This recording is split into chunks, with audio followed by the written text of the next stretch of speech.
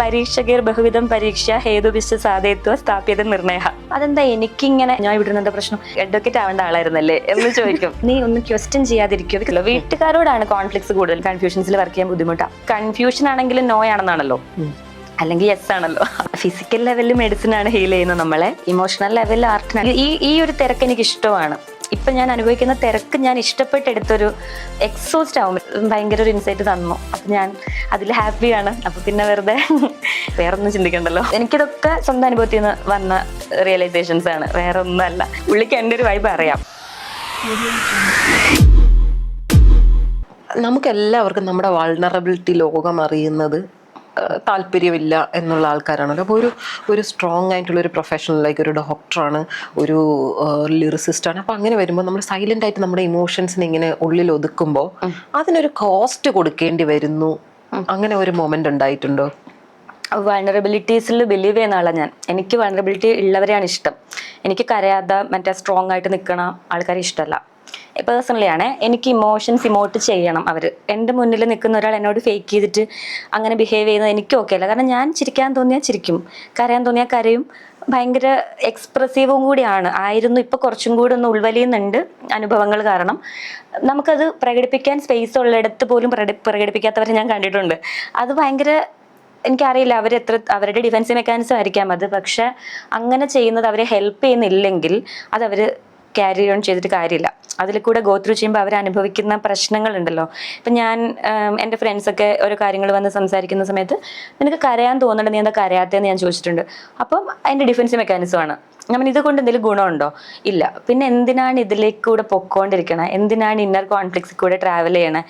ഒരു ഇന്നർ ജേണിയിൽ അവർ ഒന്നും റിയലൈസ് ചെയ്യുന്നില്ല എന്നുണ്ടെങ്കിൽ അവരെ അത് ഒരു തരത്തിലും ഗ്രോ ചെയ്യാൻ അനുവദിക്കില്ല.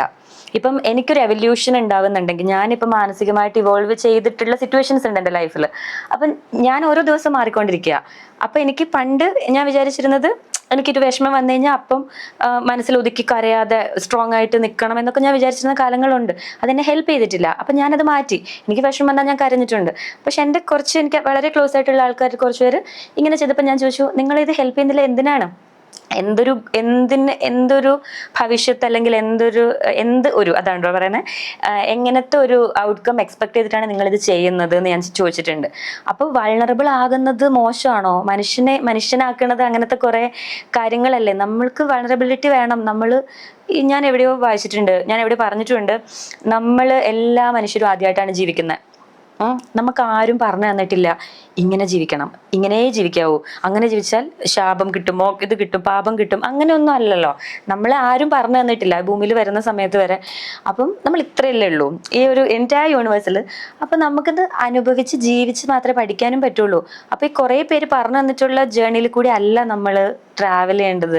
നമ്മുടെ വൾണറബിലിറ്റി നമ്മുടേതാണ്. നമ്മളാക്കുന്നത് വൾണറബിലിറ്റിയാണ്. അതിനെ ചേർത്ത് പിടിക്കുകയും അത് എങ്ങനെ ടാക്കിൾ ചെയ്യാമെന്നും അറിയണം. അതിനെ എങ്ങനെ ഡീൽ ചെയ്യണം, how to deal with our emotions എന്നുള്ളത് ഭയങ്കര ഇമ്പോർട്ടൻ്റാണ്. ഞാൻ ഇമോഷണൽ ആയിട്ടുള്ള പേഴ്സൺ ആണ്, സെൻസിറ്റീവ് ആയിട്ടുണ്ട്. പക്ഷെ അത് എവിടെ നമ്മൾ എപ്പോൾ സെൻസിറ്റീവ് ആകണമെന്നും കൂടെ നമ്മൾ ട്രെയിൻ ചെയ്യുന്നുണ്ട്. അതിൻ്റെ ഗുണം എനിക്കുണ്ട്. പക്ഷെ ഞാനിപ്പോൾ പറഞ്ഞ കുറച്ച് ആൾക്കാരിൽ ഞാൻ കണ്ടത്, അത് എന്നോട് ഭയങ്കര ക്ലോസ് ആയിട്ടുള്ള ആൾക്കാരാണ്. ഇവർക്ക് എന്നോട് പറയാം, അല്ലെങ്കിൽ ഇവർക്ക് എന്നോട് വൾണറബിൾ ആകാം, കാരണം ഞാനും അവരും മാത്രമുള്ള സിറ്റുവേഷൻസ് ആണ്. എന്നിട്ട് പോലും അവർക്കത് പേടിയാണ്. കാണിച്ചു കഴിഞ്ഞാൽ വേറെ എന്തെങ്കിലും ആകുമോ, അതായത് സ്ട്രോങ് ആയിട്ട് പ്രിറ്റൻഡ് ചെയ്യും. പക്ഷെ അവർ സ്ട്രോങ് ആയിരുന്നില്ല എന്ന് അവർക്കും അറിയാം. പിന്നെ അവസാനം വർഷങ്ങൾക്കപ്പുറം അവർ വിളിച്ച് നമ്മളോട് പറയും, നീ അന്ന് പറഞ്ഞത്. അതിപ്പോൾ ഞാൻ ഭയങ്കര ആളാന്നോ അങ്ങനൊന്നും അല്ല ഞാൻ ഈ കാര്യത്തിൽ പറയണേ. ഞാനിത് കുറച്ചുകൂടെ നേരത്തെ എനിക്ക് മനസ്സിലായി. ഒരു 23 എനിക്കിത് മനസ്സിലായി. അപ്പം അവർക്ക് അങ്ങനത്തെ ഒരു ജേണി കഴിഞ്ഞ് അവരുടെ ഒരു ലൈഫ് ജേണി സർക്കിൾ കംപ്ലീറ്റ് ചെയ്ത് അവർ വരുമ്പോൾ അവർക്ക് മേ ബി മനസ്സിലാവുള്ളായിരിക്കും. ഞാൻ ബ്ലെയിം ചെയ്യണതല്ല. പക്ഷെ വൾണറബിൾ ആകാൻ ഭയക്കുന്നവർ ഇപ്പോഴും നമ്മുടെ ചുറ്റുമുണ്ട്. ഇങ്ങനെ മനുഷ്യന്മാർ എന്തിനാ പേടിക്കണം എന്ന് എനിക്ക് മനസ്സിലാകുന്നില്ല. എക്സ്പ്രസീവ് ആകുകയും കുറച്ച് കാലമല്ലേ നമ്മൾ ജീവിക്കുള്ളൂ, വളരെ കുറച്ച്. എൻ്റെ അച്ഛൻ എൻ്റെ 24 ഇയേഴ്സിൽ മരിച്ചു പോയതാ. അച്ഛൻ മരിക്കുന്നതിൻ്റെ അന്ന് വരെ എനിക്കറിയില്ല അച്ഛൻ അന്ന് മരിക്കാൻ പോവാണെന്ന്.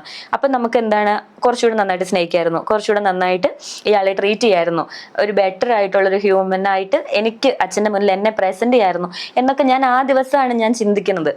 അപ്പം എനിക്കുണ്ടായ ഒരു ഇൻസൈറ്റ് എന്ന് പറയുന്നത് ഭയങ്കര വലുതല്ലേ. അതായത് നാളെ ഒരാൾ മരിച്ചു പോകാറായി നമ്മുടെ മുന്നിൽ നിൽക്കണ പോലെ വേണം നമ്മൾ ഇന്ന് ജീവിക്കാൻ. ഇപ്പം ഞാൻ ഒരാളെ സ്നേഹിക്കുന്നുണ്ടെങ്കിൽ അയാൾ നാളെ ഇല്ലെങ്കിലോ എന്ന് കരുതി വേണം ഞാൻ സ്നേഹിക്കാൻ. ഇപ്പൊ ഇന്ന് ഞാൻ ഒരാളെ വെറുക്കുന്നുണ്ടെങ്കിൽ ഞാൻ നാളെ മരിച്ചു അല്ല എന്ത് ചെയ്യും എന്ന് കരുതി വേണം അയാളെ ഞാൻ തിരിച്ചു ആവാം. അതായത് ഞാനെന്ന് പറയുന്ന വ്യക്തിക്ക് ഇവർക്ക് കൊടുക്കാൻ പറ്റുന്ന ഏറ്റവും നല്ലത് ക്വാളിറ്റി ടൈമാണ്. അപ്പൊ അതിനെ കോംപ്രമൈസ് ചെയ്ത് വേറെ എത്ര വൾണറബിലിറ്റി പിടിച്ചു വെച്ചിട്ടും കാര്യമില്ല, എത്ര സ്ട്രോങ് ആണെന്ന് പ്രെറ്റൻഡ് ചെയ്തിട്ടും കാര്യമില്ല. ഇമോഷൻസിനെ ടാക്കിൾ ചെയ്യണം ഓഫ് കോഴ്സ്, പക്ഷെ പ്രിറ്റൻഷനും ഫേക്ക് ആയിട്ട് ബിഹേവ് ചെയ്യലും ഞാൻ സ്ട്രോങ് ആണോ ഇതിലൊന്നും കാര്യമില്ല. നമ്മള് എൻ്റെ പെർസ്പെക്റ്റീവാണ് ഞാൻ പറയണത്, എല്ലാവർക്കും ഇത് മേ ബി ആപ്ലിക്കബിൾ ആവണമെന്നില്ല. ഞാൻ എല്ലാ രീതിയിലും നോക്കിയിട്ടുണ്ട്. ഇപ്പൊ നേരത്തെ പറഞ്ഞ പോലെ പിടിച്ചു നിന്ന് നോക്കി, പക്ഷെ എനിക്ക് കരച്ചിൽ വരുന്ന എന്ത് ചെയ്യും? അപ്പൊ ഞാൻ സംസാരിക്കുന്നതിനിടയ്ക്ക് ചിലപ്പോൾ കരയും, സ്നേഹിക്കുന്നതിനിടയ്ക്ക് ചിലപ്പോൾ കരയും, എന്തെങ്കിലും കാര്യം പറയുന്നതിനിടയ്ക്ക് എനിക്ക് വിഷമം വന്നാൽ ഞാൻ കരയുമ്പോൾ നീ എന്തിനാ ഇപ്പൊ കരയണേന്നൊക്കെ ചോദിച്ചിട്ടുള്ളവരുണ്ട്. ഒരു കുട്ടിയുടെ കഥ അവൾ പറഞ്ഞുകൊണ്ടിരിക്കുമ്പോൾ എൻ്റെ കണ്ണൊഴുകും, അവൾക്ക് ഒരു പ്രശ്നമില്ല. അപ്പൊ ഞാനിങ്ങനെ പറ എന്നൊക്കെ പറഞ്ഞിട്ട് അപ്പൊ അവൾ എടാ ഞാൻ ഓക്കെയാ, ഞാൻ പറഞ്ഞു എനിക്ക് ആ സിറ്റുവേഷനിൽ ഞാൻ നിൽക്കുന്ന ആലോചിച്ചിട്ട് എനിക്ക് ഓക്കെ അല്ല. ഭയങ്കര ഒരു ലൈഫ് ക്രൈസിൽ കൂടെ പൊക്കോണ്ടിരുന്നപ്പോഴാണ് അവളത്, അതായത് അവളത് റിക്കവർ ചെയ്തിട്ടാണല്ലോ പറയുന്നത്, പക്ഷെ ഞാനിത് ആദ്യമായിട്ടാണല്ലോ കേൾക്കുന്നത്. ആ കേൾക്കുന്ന മൊമെന്റിൽ എനിക്ക് കരയാം, എനിക്ക് വേണമെങ്കിൽ ഇല്ല ഞാൻ കരയില്ല എന്നൊക്കെ പറഞ്ഞിട്ട് കേൾക്കാം. പക്ഷെ അങ്ങനെയല്ല, എനിക്ക് ഐ ലവ് ടു ബി എന്താണ് എക്സ്പ്രസീവ് പേഴ്സൺ. എനിക്ക് എക്സ്പ്രസ് ചെയ്യാൻ ഇഷ്ടമാണ്. എൻ്റെ ആർട്ടിൽ കൂടി ഞാൻ എക്സ്പ്രസ് ചെയ്യാറുണ്ട് കേട്ടോ. ഞാൻ എൻ്റെ പാട്ടൊക്കെ എഴുതുമ്പോൾ എനിക്ക് ഭയങ്കര വിഷമമൊക്കെ വന്നിരിക്കുകയാണെങ്കിൽ ചിലപ്പോൾ ഞാൻ ആ ഇമോഷൻസ് അങ്ങനെ അസോസിയേറ്റ് ചെയ്തിട്ടുണ്ട്. ഇപ്പൊ ഒരു പാട്ടിൽ അങ്ങനെ ചെയ്തു, വായിച്ചിട്ട് എല്ലാവരും എൻ്റെ ദൈവമേ. അത് ഏത് പാട്ടായിരുന്നു? തണലാലെ എന്നൊരു സോങ് ഉണ്ട് നമ്മുടെ അതിഭീകര കാമുകൻ മൂവിയിൽ. അപ്പൊ ഞാൻ ആക്ച്വലി ഭയങ്കര ഡൗൺ ആയിരുന്നത് എഴുതുന്ന സമയത്ത്. ഇതിന് മുന്നേ നനവേകാതെ എന്നൊരു സോങ് ഉണ്ട്, അതിലും ഞാൻ ആക്ച്വലി ഡൗൺ ഒക്കെ ആയിരുന്നു. കറക്റ്റ് സിറ്റുവേഷനും സ്ക്രിപ്റ്റും ഡിമാൻഡ് ചെയ്തത് അത് തന്നെയായിരുന്നു. Oh my god. അപ്പോൾ ഞാൻ ആ വേദന അങ്ങനെ അങ്ങ് ആവിഷ്കരിച്ചു. അപ്പൊ മ്യൂസിക് ഡയറക്ടർക്ക് വർക്കായി, സിംഗർ പാടിയപ്പോ എന്റെ ദൈവമേ എന്തൊരു വേദന എന്ന് പറഞ്ഞു. അപ്പൊ ഞാൻ ഇങ്ങനെ പാടണം, കരഞ്ഞു പാടണം കേട്ടോ എന്ന് പറഞ്ഞിട്ട് എനിക്ക് ലിറിക്കലി അത് ഇമോട്ട് ചെയ്യുന്നത്, സിംഗേഴ്സ് ഇമോട്ട് ചെയ്യുന്നത് കേൾക്കാൻ ഭയങ്കര ഇഷ്ടമാണ്. അപ്പൊ അത് കൃഷ്ണ എന്നൊരു സിംഗറെ പാടിയ. അപ്പൊ ഞാൻ ഇങ്ങനെ സ്റ്റുഡിയോയുടെ കൃഷ്ണ നീ അങ്ങനെ ഫീൽ ചെയ്യണം, അതായത് ഇപ്പൊ അവരില്ല മനസ്സിലായോ, പക്ഷെ നമ്മളുണ്ട്, നമ്മൾ ജീവിക്കുന്നുണ്ട്, അപ്പൊ അങ്ങനെയൊക്കെ ചെയ്യണേന്നൊക്കെ പറഞ്ഞപ്പോ അവൻ ഡൺ. പക്ഷെ അങ്ങനെ പാടിയപ്പോ ആ പാട്ട് നല്ലതായി. ലിറിക്കലി ആ വേർഡ്സിനെ ഇമോട്ട് ചെയ്യാണല്ലോ, അപ്പൊ എക്സ്പ്രസ് ചെയ്യാണല്ലോ. അപ്പൊ ആ പാട്ട് ഇപ്പൊ ഇൻസ്റ്റയില് അത്യാവശ്യം ട്രെൻഡിങ് ആണ്. അപ്പൊ എനിക്ക് ഭയങ്കര സന്തോഷം. അതായത് എന്റെ സോൾ സോങ് എന്നൊക്കെ പറയണ പോലെ ഞാൻ അന്ന് വിചാരിച്ചു, നമുക്കൊരു പാട്ട് എഴുതുന്ന സമയത്ത് അത് ഭയങ്കര പേഴ്സണൽ ആണെങ്കിലേ അതൊന്ന് ആൾക്കാർ കേൾക്കണം എന്നൊക്കെ തോന്നുമല്ലോ, അങ്ങനത്തെ ഒരു പാട്ടാണ് അത്.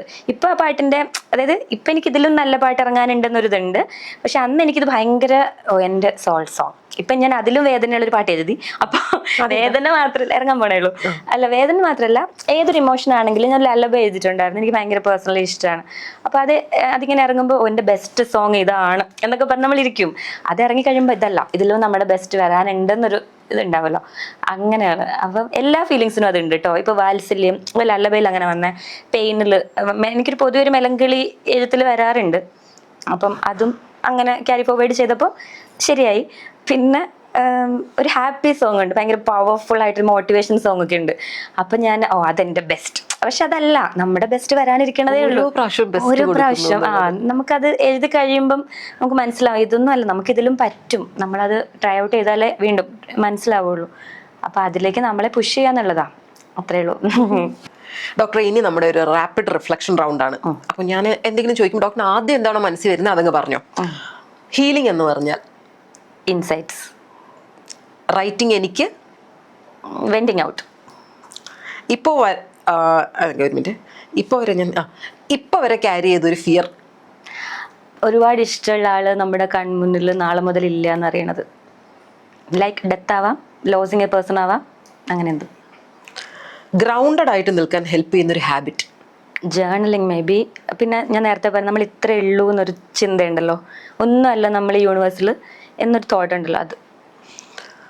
More of introvert, extrovert or both? Kind of ambivert. Comfortable ആയ സ്പേസിൽ ഭയങ്കര ചില്ലായിരിക്കും, അല്ലെങ്കിൽ കുറച്ച് പ്രശ്നം. ഇൻട്രോ അല്ല, അത്ര എക്സ്ട്രോ അല്ല.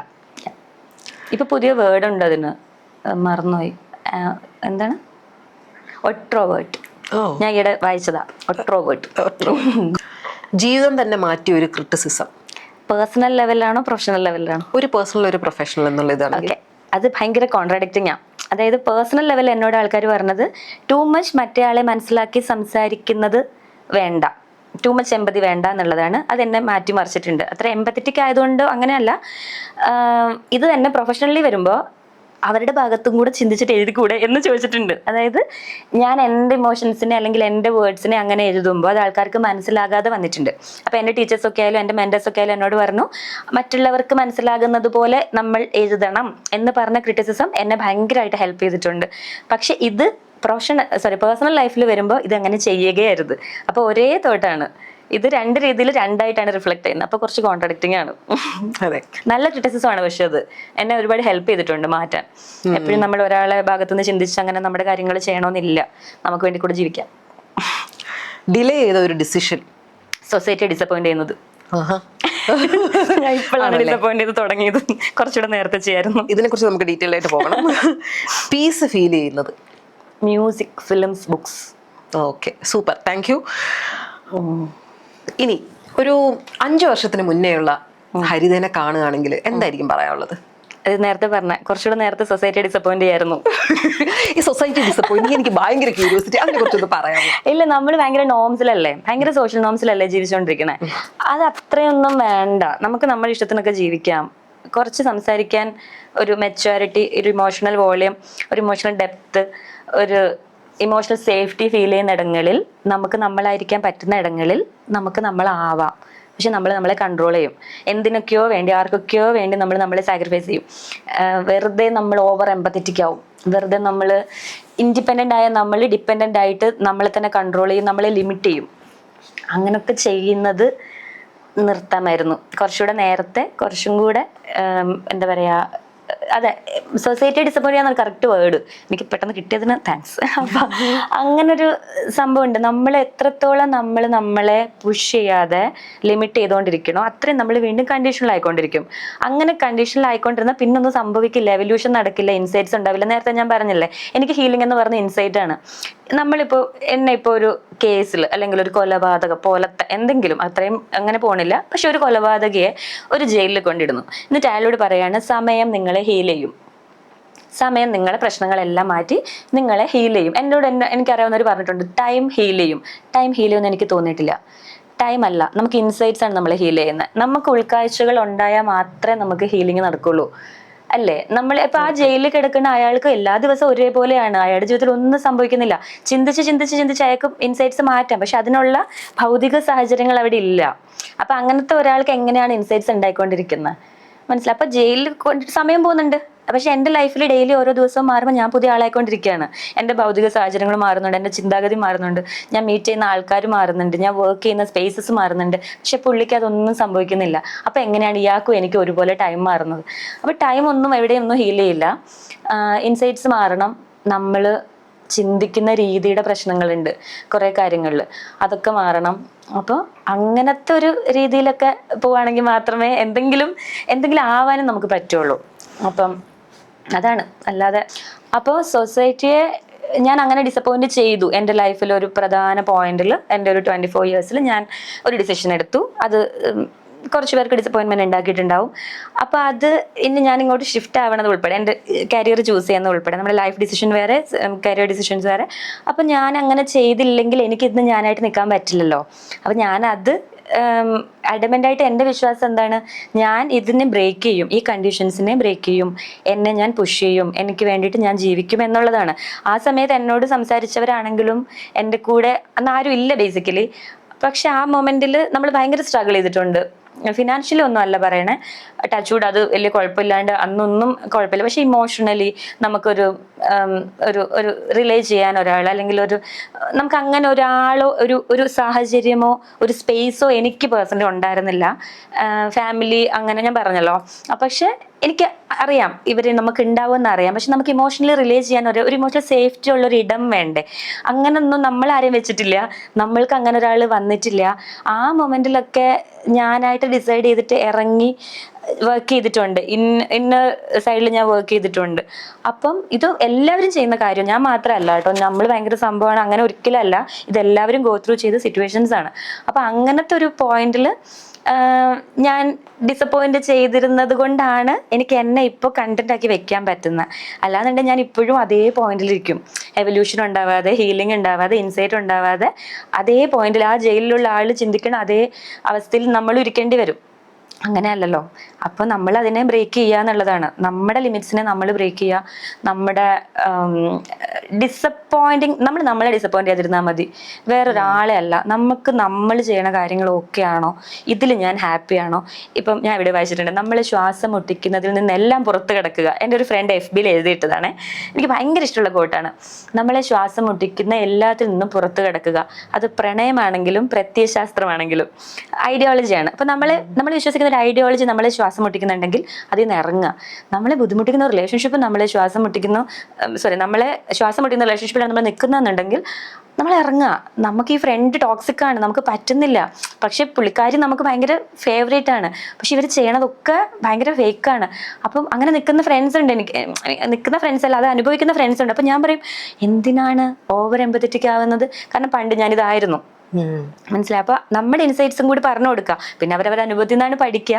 പക്ഷെ നമ്മളെ ശ്വാസം മുട്ടിക്കുന്ന ഒന്നും നമ്മള് വെച്ച് അങ്ങനെ ഇരിക്കണമെന്നില്ല. കാരണം ഒറ്റ ലൈഫേ ഉള്ളൂ. എനിക്ക് പുനർജന്മം ഉജ്ജന്മത്തിൽ ഒന്നും വിശ്വാസമില്ല. ഈ ഒരു ഒറ്റ ലൈഫേ ഉള്ളൂ. മര്യാദയ്ക്ക് സമാധാനമായിട്ട് ജീവിക്കുകയാണെങ്കിൽ അത് ഭയങ്കര നല്ലതാണ്, കണ്ടന്റ് ആയിട്ടിരിക്കാൻ പറ്റും. അല്ലാന്നുണ്ടെങ്കിൽ ഇങ്ങനെ ലൂപ്പിൽ തന്നെ ഇരിക്കാം. ഞാൻ ലൂപ്പിലൊക്കെ ഇരുന്നിട്ടുള്ള ആളാണ്. ഭയങ്കര ഒരു തോട്ട് ക്രാക്ക് ചെയ്യാൻ പറ്റാതെ ഭയങ്കരമായിട്ട് ആ തോട്ടിൽ ഇങ്ങനെ ഇരുന്നിട്ട് എന്താ ചെയ്യുക. പക്ഷെ നമ്മൾ ആലോചിച്ചു, നമ്മൾ വായിച്ചു, നമ്മൾ മെന്റേഴ്സിനോട് സംസാരിച്ചു, തെറപ്പി എടുക്കേണ്ടി വന്നപ്പോൾ തെറപ്പി എടുത്തു. അതൊക്കെ നമ്മളെ അറിയാവുന്നവർക്ക് നീ തെറപ്പി എടുത്തോ, ഇത് ഞാൻ പേഴ്സണലി അങ്ങനെ എടുക്കുന്ന ഒരാളാണെന്ന് അവർ ചിന്തിക്കും. നമ്മൾ ഡോക്ടറാണല്ലോ, അപ്പൊ ഞാൻ തെറപ്പി കൊടുക്കുന്നുണ്ട് നമ്മുടെ പ്രൊഫഷന്റെ ഭാഗമായിട്ട്. അല്ല, ദാറ്റ്സ് നോട്ട് ക്ലിനിക്കൽ സൈക്കോളജിസ്റ്റ് ആയിട്ടൊന്നും അല്ല. അപ്പം അങ്ങനെ ചെയ്യുന്ന ഒരാൾക്ക് എന്തിനാ തെറപ്പി എന്നൊക്കെ ആൾക്കാർ ചിന്തിക്കും. പക്ഷെ നമുക്ക് തെറപ്പി വേണം. ഡോക്ടർക്ക് പനി വരില്ലേ, അതുപോലെ എന്റെ സൈക്കോളജിസ്റ്റ് പറയും, ഇന്ന് ഹരിതനെ കണ്ടിട്ട് വേണം നാളെ എനിക്ക് ബാംഗ്ലൂർ അപ്പോയിന്റ്മെന്റ് ഉണ്ടെന്ന്. പുള്ളിക്കാരിക്ക് പിറ്റേ ദിവസം അവർക്ക് അപ്പോയിന്റ്മെന്റ് ഉണ്ട്. അതായത് എല്ലാ മനുഷ്യർക്കും വേണം ഇത്. അപ്പൊ അങ്ങനെ നമ്മളെ ഹെൽപ്പ് ചെയ്യേണ്ടടുത്ത് നമ്മൾ ഹെൽപ്പ് ചെയ്യണം, റെസ്ട്രിക്ട് ചെയ്യേണ്ടടുത്ത് റെസ്ട്രിക്ട് ചെയ്യണം, നോ പറയേണ്ടടുത്ത് നോ പറയണം. അപ്പൊ ഇതൊക്കെ കൂടി ചേർന്നിട്ടാണ് ഒരു ഡിസപ്പോയിന്റ്മെന്റ് സൊസൈറ്റിക്ക് ഉണ്ടാവുന്നത്. അതിൽ ഞാൻ പക്ഷെ ഹാപ്പിയാണ്. ഞാൻ ഇനിയും ഡിസപ്പോയിന്റ് ചെയ്യും. വർക്ക് ത്രൂ അല്ല, പേഴ്സണൽ ഡിസിഷൻസിൽ വർക്ക് ത്രൂ നമ്മൾ അവരെ സാറ്റിസ്ഫൈ ചെയ്യണം. എന്റെ വർക്ക്, ഞാൻ ചെയ്യുന്ന പ്രൊഫഷൻ, എന്റെ ക്ലിനിക്കൽ വർക്ക് ആണെങ്കിലും ലിറിക്കൽ വർക്ക് ആണെങ്കിലും നമ്മൾ അവരെ സാറ്റിസ്ഫൈ ചെയ്യേണ്ടി വരും. അവരാണ് നമ്മുടെ അവർക്ക് വേണ്ടിയിട്ടാണ്. അതെ, അവർക്ക് ഒരു ആർട്ട് ലിറിക് റൈറ്റിംഗിൽ മറ്റുള്ളവർക്ക് വേണ്ടിയിട്ടാണ് ഞാൻ എഴുതുന്നത്, എനിക്ക് വേണ്ടിയിട്ടല്ല ഞാൻ ലിറിക്സ് എഴുതുന്നത്. എനിക്ക് വേണ്ട ഇമോഷൻസ് ഞാൻ അസോസിയേറ്റ് ചെയ്യുന്നുണ്ടെങ്കിൽ പോലും ഇപ്പൊ കേൾക്കാൻ ഓഡിയൻസിന് വേണ്ടിയിട്ടാണ് നമ്മൾ പാട്ട് എഴുതുന്നത്. പേഷ്യൻസിന് വേണ്ടിയിട്ടാണ് നമ്മൾ മെഡിസിൻ കൊടുക്കണേ. അല്ലാതെ എനിക്ക് വേണ്ടിയിട്ടൊക്കെ എനിക്ക് ഈ മരുന്നാ ഇഷ്ടം, നിങ്ങൾ ഇത് കഴിച്ചാൽ മതി എന്നല്ലല്ലോ നമ്മൾ പറയണേ. നിങ്ങളുടെ അസുഖത്തിന് ഇതാണ് നല്ലത്, അപ്പൊ നിങ്ങൾ ഇത് കഴിക്കുക. ഈ ഫിലിമിൽ ഈ സോങ് ആണ് ഇവിടെ നല്ലത്, ഈ സിറ്റുവേഷൻ ഡിമാൻഡ് ചെയ്യണത് ഇതാണ്, അപ്പൊ നിങ്ങൾ ഇത് കൊണ്ടുപോകുക. അങ്ങനെയാണ് ചെയ്യുന്നത്. അല്ലാതെ ഞാനെന്ന് പറയുന്ന വ്യക്തിയെ സാറ്റിസ്ഫൈ ചെയ്യാൻ എനിക്ക് കവിതയുണ്ട്, കഥയുണ്ട്, എനിക്ക് എൻ്റെ ഏറ്റവും ക്ലോസ് സർക്കിളിൽ ഒരു 3 പേരുണ്ട്, അവരോട് ഞാൻ സംസാരിക്കും. അപ്പോൾ അത് മതി, അല്ലാതെ ഒന്നുമില്ല. അപ്പം സൊസൈറ്റി അങ്ങനെ ഡിസപ്പോയിന്റ് ചെയ്യുക, ഇങ്ങനെ സാറ്റിസ്ഫൈ ചെയ്യാം, അത് രണ്ടേ ഉള്ളൂ. കൊള്ളാം. എല്ലായിടത്തും ഒരു ബാലൻസ് ഉണ്ട്.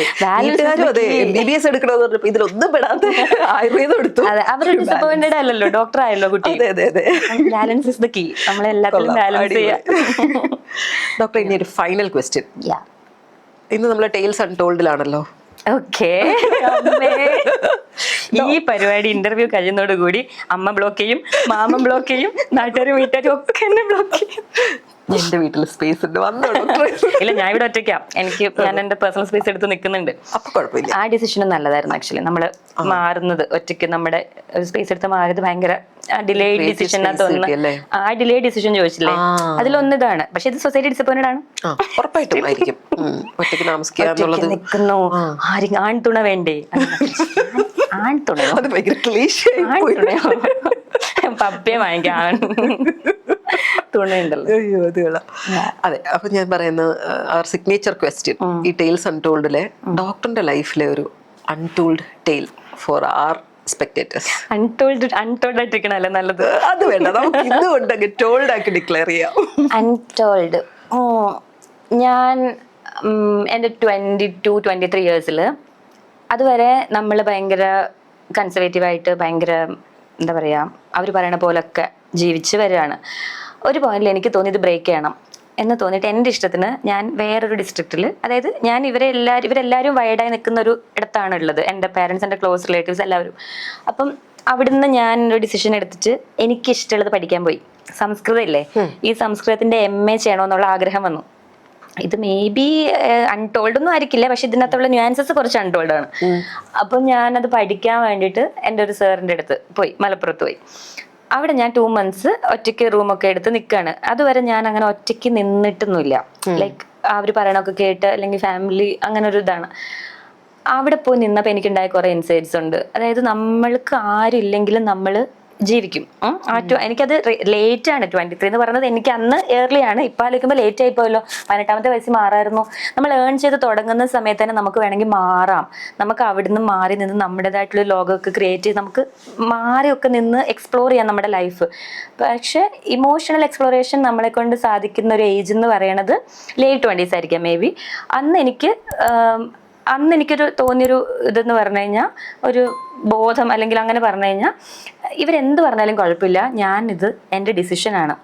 ഒരേ പ്രശ്നമാണ് ഫാമിലി മൊത്തത്തിൽ, അല്ലെങ്കിൽ എല്ലാവരും ഫ്രണ്ട്സ് ഉൾപ്പെടെ പറഞ്ഞു, നീ എന്തിനാണ് ഒറ്റയ്ക്ക് മാറി നിൽക്കുന്നത്, എന്താണ് ഇപ്പോൾ പ്രശ്നം, എനിക്ക് ഒറ്റയ്ക്ക് നിൽക്കണം, ഞാൻ ഒറ്റക്കുട്ടിയാണ്, ഒറ്റയ്ക്കൊക്കെയാണ് ജീവിക്കണം. പക്ഷേ എനിക്ക് എവിടെയോ ഞാൻ ഭയങ്കര റെസ്ട്രിക്റ്റഡ് ആണെന്ന് ഫീൽ ചെയ്തപ്പോൾ ഞാൻ ഇവരൊന്നും പറയണ കേൾക്കാതെ പോയി. ഐ മീൻ വീട് വിട്ടെന്ന് ഞാൻ പറയണില്ല, വീട്ടുകാരുടെ പെർമിഷൻ ഇല്ലാതെയാണ് പോയത്, ആരുടെയും പെർമിഷൻ ഇല്ലാതെയാണ് പോയത്. പോയി അവിടെ ഒരു വീടൊക്കെ എടുത്തിട്ട് നിന്നു, റെന്റിന് നിന്നിട്ടൊരു 2-3 months ഒക്കെ നിന്നു. ഭയങ്കര പ്രശ്നങ്ങളുണ്ടായി, ഇല്ലാത്ത പ്രശ്നങ്ങളില്ല എന്ന് തന്നെ പറയാം, അങ്ങനെ പ്രശ്നങ്ങളൊക്കെ ആയി. പക്ഷെ എനിക്കത് ഭയങ്കര ഹെൽപ്പ് ചെയ്തു എൻ്റെ ഇന്നർ ഗ്രോത്തിന്, എൻ്റെ ഇന്നർ കോൺഫ്ലിക്ട്സിനെ റിമൂവ് ചെയ്യാൻ, എഴുത്തിനെ ഹെൽപ്പ് ചെയ്യാൻ. ഞാൻ അവിടെ പോയിരുന്ന് എഴുതുമായിരുന്നു. അറിയോ, ഞാനൊരു സ്റ്റോറി എഴുതുന്നുണ്ടായിരുന്നു, ഒരു കവിതാ സമാഹാരം പ്രസിദ്ധീകരിക്കണം എന്നൊക്കെ ഒരു തോട്ട് ഉണ്ടായിരുന്നു. പിന്നെ ഞാൻ സംസ്കൃതം പഠിക്കുന്നുണ്ടായിരുന്നു. പിന്നെ എനിക്ക് ആയുർവേദം വിടാൻ വയ്യാത്തത് കൊണ്ട് ഞാൻ അവിടെ ഒരു ഹോസ്പിറ്റലിൽ ട്രെയിനിയായിട്ടും പോകുന്നുണ്ട്. അതായത് രാവിലെ തൊട്ട് ഉച്ച വരെ ട്രെയിനിയായിട്ട് പോകുന്നുണ്ട്, ഉച്ച തൊട്ട് വൈകുന്നേരം വരെ സംസ്കൃതം പഠിക്കാനും പോകുന്നുണ്ട്. ആർക്കും അറിയില്ല ഞാൻ പേഴ്സണൽ സ്ട്രഗിൾ കൊണ്ടാണ് വന്നതെന്ന് ആർക്കും അറിയില്ല. അത് എൻ്റെ ലൈഫിലെ ഭയങ്കര ടേണിംഗ് പോയിന്റാണ്. അവരിപ്പോഴും വിശ്വസിച്ചേക്കുന്നത് ഞാൻ പഠിക്കാൻ വന്നു എന്നാണ്. ഈ ഇന്റർവ്യൂ കേൾക്കുന്നവരെ അവർ വിശ്വസിക്കുന്നത് ഞാൻ ഓക്കെ ആണെന്നാണ്. ആ സമയത്ത് ഞാൻ നേരത്തെ പറഞ്ഞ ആളായിരുന്നു, എക്സ്പ്രസ് ചെയ്യൊന്നുമില്ല, എൻ്റെ പ്രശ്നം. പക്ഷെ ഒരു പോയിന്റ് ആയപ്പോൾ എനിക്ക് മനസ്സിലായി, ഇതാണ് ഞാൻ ആഗ്രഹിക്കുന്ന ലൈഫ് എന്ന് മനസ്സിലായി. പിന്നെ തിരിച്ചു വന്നിട്ടാണ് കംപ്ലീറ്റ് എൻ്റെ ലൈഫ് ചേഞ്ചിങ് ഡിസിഷൻസ് ഒക്കെ ഞാൻ എടുത്തതും. കുറെ ഡിസിഷൻസ് എടുത്തു, അതിനകത്ത് ഒന്നാണ് ഇങ്ങോട്ട് മാറിയത് ഉൾപ്പെടെ. ഇതൊന്നും ഇപ്പൊ കേൾക്കുന്നവർക്ക് ഭയങ്കര സംഭവമായിട്ട് തോന്നില്ല. പക്ഷെ എന്നെ പോലെ അവിടെ നിൽക്കുന്ന വീട്ടുകാരുടെയും നാട്ടുകാരുടെയും കൂടെ ഒക്കെ നിൽക്കുന്ന ഒരാളെ സംബന്ധിച്ചിട്ട് ഇത് ഭയങ്കര ഒരു ടേണിംഗ് പോയിന്റാണ്. ഞാൻ അന്ന് ആ ഒരു മാറി നിൽക്കൽ കാരണം എനിക്കുണ്ടായ ഇൻസൈറ്റ്സ് കാരണം ഞാൻ ഇൻഡിപെൻഡന്റ് ആയത്. ഞാൻ ആ തീരുമാനങ്ങളൊന്നും എടുത്തില്ലെങ്കിൽ ഇപ്പം ഞാൻ ലിറിസിസ്റ്റ് ആവില്ല. കാരണം എന്നെ കൺട്രോൾ ചെയ്യുന്ന കുറേ ഫാക്ടേഴ്സ് ഉണ്ടായിരുന്നു. അപ്പൊ ഇതെല്ലാം കാരണമാണ് ഹരിത ഇന്നിപ്പോ ഇങ്ങനെ സംസാരിക്കാൻ ആൾക്കാർ കാണുന്ന ഒരു ലിറിസിസ്റ്റ് ആയിട്ട് മാറിയത്. അപ്പൊ നമ്മള് ഇപ്പൊ എല്ലാവരും ചോദിക്കും എങ്ങനെ പെട്ടെന്ന് പാട്ട് എഴുതുന്നത് എന്ന് ചോദിക്കുമ്പോൾ നമ്മുടെ ഇത്രയും നാളത്തെ വേർഡ് ബാങ്ക് തലയിൽ ഉള്ളത് കൊണ്ട്, വൊക്കാബുലറി ഉള്ളതുകൊണ്ടാണ് എഴുതുന്നത്. അതുപോലെ ഇപ്പൊ ഒരു സിറ്റുവേഷൻ വരുമ്പോൾ ഇത് എങ്ങനെയാണ് ഫേസ് ചെയ്യണമെന്ന് ചോദിക്കുമ്പോൾ, ഇത്രയും എക്സ്പീരിയൻസിൽ കൂടെ അല്ലേ വന്നേ. എൻ്റെ കൺമുന്നിൽ എൻ്റെ അച്ഛൻ്റെ ഡെത്തൊക്കെ കണ്ടു, അത് നമുക്ക് ഏറ്റവും പ്രിയപ്പെട്ട ആൾക്കാരെ മിസ് ചെയ്യണത് കണ്ടു. നമ്മൾ ഇതൊക്കെ അനുഭവിക്കുന്നുണ്ട്. മറ്റുള്ളവരുടെ അനുഭവങ്ങൾ വെച്ച് നോക്കുമ്പോൾ നമ്മുടെ അനുഭവങ്ങൾ ഒന്നും ആയിരിക്കില്ല കേട്ടോ. അങ്ങനെ കമ്പയർ ചെയ്യുമ്പോൾ എനിക്കറിയാം ഏറ്റവും പ്രിയപ്പെട്ട ആൾക്കാരെ ലോസ് ചെയ്തവരുടെ ഗ്രീഫൊക്കെ എനിക്കറിയാം. പക്ഷെ ആ ഗ്രീഫിൽ വർക്ക് ചെയ്ത് നമ്മൾ ഒരു ഡിസിഷൻ എടുത്ത് നമ്മൾ ഒറ്റയ്ക്ക് ഹാൻഡിൽ ചെയ്യൂ ഇത് എന്ന് പറഞ്ഞിട്ട് മാറി നിൽക്കണം. ആ ഒരു എന്നെ എനിക്ക് ഭയങ്കര ഇഷ്ടമാണ്. ഞാൻ ഒറ്റയ്ക്ക് മാറി ഇരുന്നിട്ടാണ് 3-4 ദിവസമൊക്കെ പ്രോസസ്സ് ചെയ്തിട്ടാണ് റൂമിന് പുറത്തൊക്കെ ഇറങ്ങി വരിക, ഈ ചിന്ത മാറാൻ വേണ്ടിയിട്ട്. അപ്പം അങ്ങനെ ഒരു പ്രൊട്ടക്ഷനൊക്കെ നമ്മൾ കൊടുക്കും. വേറൊരാൾ ഹെൽപ്പ് വേണ്ടപ്പം ഞാൻ തെറാപ്പി എടുക്കും. അല്ലാതെ ഇപ്പോൾ ഫ്രണ്ട്സിനോടോ അല്ലെങ്കിൽ ക്ലോസ് സർക്കിളിലോ ഞാൻ പോയിട്ട് എനിക്ക് സീക്ക് ചെയ്യാവുന്ന ആളോട് ഞാൻ ചോദിക്കും. അതല്ലാതെ ഒരാളോട് ഞാൻ എന്നെ ഹെൽപ്പ് ചെയ്യോ എന്ന് ഞാൻ ചോദിക്കത്തില്ല. കാരണം എനിക്കറിയാം ആര് പറഞ്ഞാലും ഞാൻ കേൾക്കില്ലായിരിക്കും. നമ്മൾ ഒരുപാട് ഞാൻ എന്നുള്ള വേർഡ് പറയണത് തന്നെ നല്ലതല്ലെന്ന് പറയും. പക്ഷെ നമ്മളെ ഹെൽപ്പ് ചെയ്യാൻ നമ്മളെ കൊണ്ട് മാത്രമേ പറ്റുള്ളൂ. നമ്മളെ ഹീൽ ചെയ്യാൻ നമ്മുടെ ഇൻസൈറ്റ്സിനെ പറ്റുള്ളൂ എന്ന് പറഞ്ഞ പോലെ ഇത് നമുക്ക് തന്നെ തോന്നണം, ഇങ്ങനെ ചെയ്യണം, ഇതാണ് ശരി. എൻ്റെ പണ്ടൊരു ടീച്ചർ +2 എൻ്റെ ലതിക എന്ന ടീച്ചർ ഇപ്പോഴും മെസ്സേജ് അയക്കും കേട്ടോ, ഭയങ്കര സ്വീറ്റാണ് പുള്ളിക്കാരി. പുള്ളിക്കാരി വെറുതെ പറഞ്ഞൊരു കാര്യമാണ്, പോഡിയത്തിൽ നിന്നിട്ടിങ്ങനെ, നിങ്ങൾക്ക് മാനസികമായി 1% തെറ്റെന്ന് തോന്നുന്ന കാര്യം നിങ്ങൾ ചെയ്യരുത്. എനിക്ക് ഉറപ്പുണ്ട് ആ ക്ലാസ്സിലിരുന്ന അത്രയും കുട്ടികൾ അത് ചിലപ്പോൾ അങ്ങനെ കേട്ടിട്ട് ചിലപ്പോൾ അവർ നോർമൽ കാര്യം പോലെ എടുത്തിട്ടുണ്ടാവും. എനിക്കത് ഭയങ്കര റിയലൈസേഷനാണ് ഉണ്ടായത്. ആ ഒരു അത് ഭയങ്കര കറക്റ്റ് അല്ലേ?